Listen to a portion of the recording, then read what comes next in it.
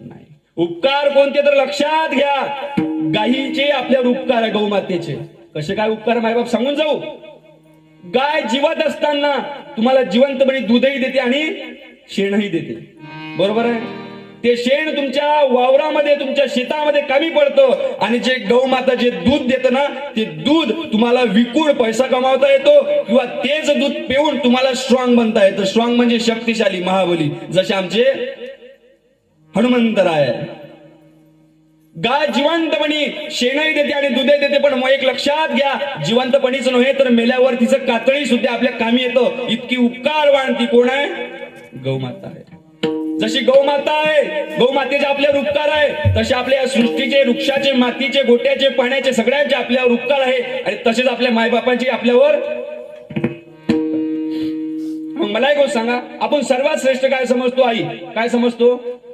तुम्ही म्हणाल महाराज आई सर्वात श्रेष्ठ आहे आपण म्हणतो. स्वामी तिने जगाचा आई विना म्हणतो ना आपण, बरोबर आहे तुमचं. तुम्ही म्हणाल महाराज असं म्हणताना तुम्ही स्वामी तिने जगाचा आई विना भिकारी.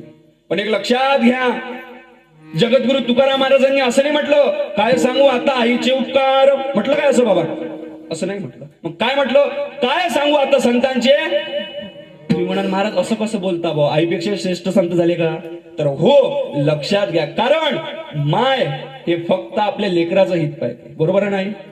माय हे फक्त आपल्या लेकराचं हित पाहते, दुसऱ्याच्या लेकराचं हित पाहत नाही. पण संत हे एकमेव असे होऊन गेले, ते स्वतःच नाही, स्वतःच्याच मुलाचं नाही, तर या विश्वामध्ये असलेले अखंड मुलांचं ते हित पाहतात, म्हणून त्यांचं नाव संत आहे. विठ्ठल.